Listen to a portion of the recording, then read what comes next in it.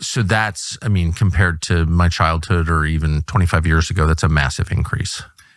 It's an enormous increase. It's likely, last statistics I looked at, I think it's about a 500% increase from where things were in the 90s, in the early 90s. Has America's collective mental health improved? No, there's actually more suicides. There's more disability from mental health problems, and teen suicide is higher as well. Okay. So if there's been a 500% thereabouts increase in the use of these drugs, but more people are killing themselves and the drugs are prescribed in order to make you not kill yourself, then that suggests that like we're getting the opposite of the intended effect. Yeah, big time. Where there's more psychiatric prescribers now. There's more drug prescribing, and the outcomes are actually getting worse. It's what we're doing is not working on a national level. I'm just going to skip ahead to my opinion, then I'm going to pull back. But that suggests that we should ban the drugs and imprison the people selling them. That's my personal view. But you're the psychiatrist. So what effect, and I will try to reduce my emotional outburst just to that. But it's so shocking when you know the details. Where do these drugs come from? What are they exactly? What is an SSRI? Who invented them? What do they do? So, I mean, SSRIs are kind of the latest iteration of antidepressants. They've been out since the 50s, but Prozac really changed history when it came out in 1987. So this was a drug that was designed to modulate the serotonin system. This is by blocking serotonin reuptake. And so what that does is it increases the amount of serotonin between the neurons, and it actually has a drug effect. It will make people numb or emotionally constricted. And so that's how those drugs are working. I remember when the rollout for Prozac. I think it was on the cover of Time or Newsweek or one of the then popular news weeklies in the United States, and it was hailed as a wonder drug that was going to fix America's psychiatric problems. Mm-hmm. And it didn't. But it was also described as a drug that helped, as I recall, regulate, and I'm quoting, chemical imbalances in the brain. It was not described as something that would numb you. Mm-hmm. Mm-hmm.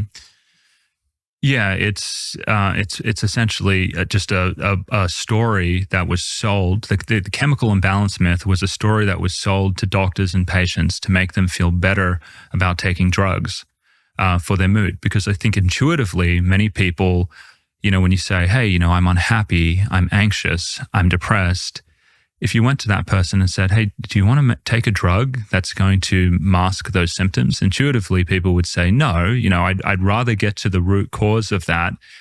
Sweeping things under the rug usually doesn't work that well. Yes. But when you craft a narrative about these drugs fixing a chemical imbalance, like a type 1 diabetic who doesn't have enough insulin, you give them insulin and it kind of sort of like a magic bullet kind of injects itself like right into that, pathological process and fixes it.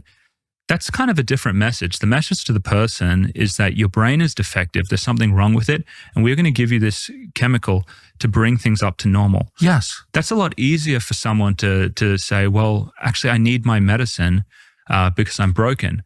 But that was essentially a lie. The idea that these drugs, fixed a chemical imbalance simply came from observations that when you give people serotonergic drugs, they can become calmer, they can look less depressed.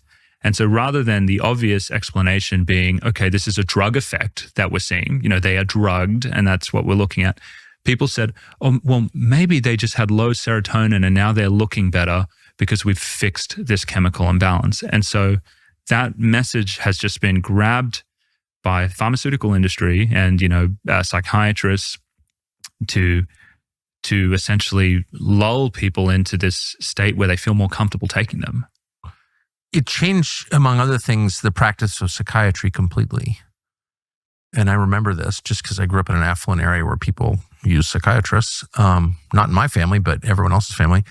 And the idea, it was Freudian psychiatry, and the idea was we are going to treat the root causes. Now, whatever you think of Freudian psychiatry or Freud or whatever, but you'd sit on a couch and talk about your childhood, like that would, by addressing the root cause of your problems, you would make it better. That was the promise of it, whether it worked or not. And then it felt like in one day, right around the time Prozac came out, Freud was being denounced everywhere as a sexist. Mm-hmm. And Freudian psychiatry became not just sort of passé, but like affirmatively unpopular. Mm-hmm. And the role of psychiatrists was to dispense these drugs. That, from an outsider's perspective, that's what I noticed at the time. That is what happened. And I think what was going on was all of a sudden you had a $1 billion war chest of marketing spend that was trying to seize control of the narrative about medications. And so, I mean, Prozac was like a blockbuster. Some people may not remember this, but that was the drug that made Eli Lilly a $1 billion company. I mean, it was a small company before then. And so at every single level, there was an incentive to change how people thought about distress. You know, no longer was depression and anxiety a complex thing where, you know, there could be relationship issues and problems at work and, you know, problems in your childhood. All of that stuff was, now it was almost bigoted in a way to talk about depression and anxiety as if it had these intuitive social and societal like causes. It was now a medical condition. And if you were going to say that it wasn't a medical condition, you weren't taking it seriously and you were stigmatizing people. So drug companies, they would platform, I guess through their influence with the universities and the media and the media, they were able to push out this narrative. And so they could shoot down Freudian analysis and therapy. And so the message essentially came out that was, this is a chemical imbalance. These are medical conditions. And if you say anything otherwise, you're stigmatizing the mentally ill. But it doesn't, that's obviously what happened. I saw it happen, but it doesn't really make internal sense. Like you could say, you know, I think you're depressed because all your relationships are dysfunctional or your parents are horrible or whatever, or you're failing at work. Those are all common causes of sadness for sure, without dismissing or stigmatizing the person or his problems. Like you are taking it seriously. You're just trying to find the actual cause of the problems, right? I mean, absolutely. I mean, I think to logical people that makes sense. But the way that played out in public spaces and in medical schools was that was actually a very backwards and kind of, you know, dismissive thing to, you know, people would say things like, you know, depression just isn't normal sadness. You know, it's a serious biological problem. And so to suggest that, you know, this is just some, you know, life issues going on, relationship issues, you were kind of branded as someone who really, you just didn't get it. You didn't understand, you know, the medical underpinnings of this new disease that was gripping the country and kind of evolving and making people suffer. So private people making these claims understand the medical basis of this illness they were describing? No, I mean, right. I mean, that's the irony, No. right? So for example, they say it's a chemical imbalance. Did anyone ever describe what balance is? So, I mean, this is like a white lie that people sort of rationalize to themselves. Because, you know, people have looked at the chemical imbalance and there is a clear way to do it. You can look at the brains of depressed people on autopsy and you can actually, you know, look at receptor levels and say, you know, is there any changes in the receptors? You can stick needles into people's spine and you can draw out fluid and you can look at the metabolites of things like serotonin and you can get depressed people and undepressed people and say, is there any difference in the actual amount of serotonin floating around in the brain? Every time they've done this, they have not found that there is any difference between depressed and undepressed people. But there's no difference? There is no difference. Because that's why we don't use any biological markers in the diagnosis of any psychiatric conditions. No brain scans, no blood tests. We can do all of those things. They're not useful because there are no ways, you know, like actual biological ways to differentiate depressed people from undepressed people. Are you serious? Absolutely. Yeah. okay, so, well, that's not a white lie then. That's like a massive whopper. If you're telling me there's a biological basis for anything, but you can't show it, then you're lying. Yeah. Or guessing at best. And the way they justify it was, well, okay, so we haven't found it yet, but it must be a medical problem and we're eventually going to find it. And rather than admitting that, in the meantime, we'll just tell people it's a chemical imbalance because it's just an easy kind of like metaphor for them to understand, and it helps us dish out the drugs without people asking too many questions. But it's untrue. It's untrue. Therefore, physicians should not say that, or they should lose their medical license. They shouldn't have been saying it. But yeah. I thought, like strict adherence to reality, honesty, I thought that was like a prerequisite for practicing medicine, getting a license. Yeah. Well, what's happened in the space of psychiatry is almost like our field has become so overrun with pharmaceutical propaganda that it's not really an issue of truth in a lot of places. It's like a moral issue. Doctors feel the need to almost encourage people to take these medications and cheerlead them onto it.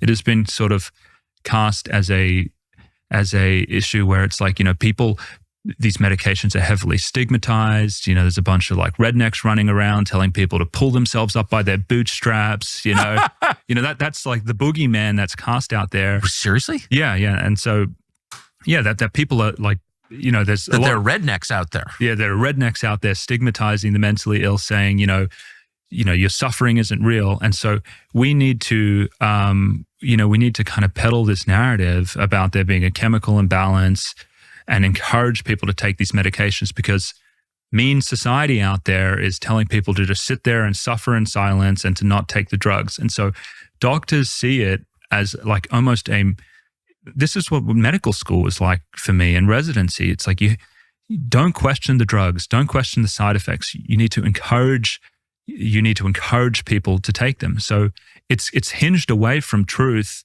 and it has become more of this moral issue. That at least that's how. Sounds like a religion. Yeah, that's what decades of drug company propaganda has done to kind of shape the narrative. Work today. How doctors and patients in the media view this issue. So you go to med school, you decide to become a psychiatrist. You spent, go to residency, all stuff. Did anybody during the whole course of that program note that as the prescription rate for these drugs has risen, so is the suicide rate?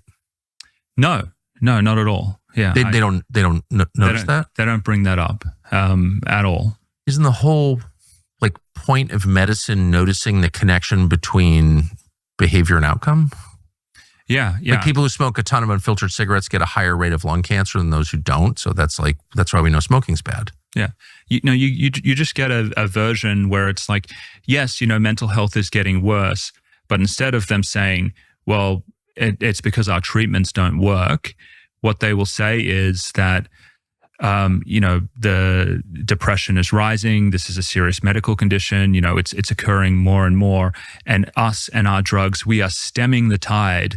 If not for us doing this, this would be overflowing and getting out of control. And so rather than actually reflecting on the fact that things aren't getting better, they are just saying that, this depression, which didn't really happen that much before, it's just happening more and more and more. And so that's how they justify the worst outcomes. I get it. They're children, obviously. It's just you're freaking me out here because these are like just kind of basic logical questions. Mm-hmm. And the first one is, if depression is rising, and it sounds like it is, why? Why is this happening? Yeah. Does anyone ever ask that? Did you hear anyone ask that? And people do ask this question, and I think it's multifactorial. From my vantage point, depression is rising because our treatments don't work, and they may actually make people worse. But then there's also very legitimate things going on in society that makes depression rise. Housing is unaffordable. I agree. There are real things going on that are also making people unhappy. Society's getting crappier and more dysfunctional. That makes people sad. I get it. Mm-hmm. But it just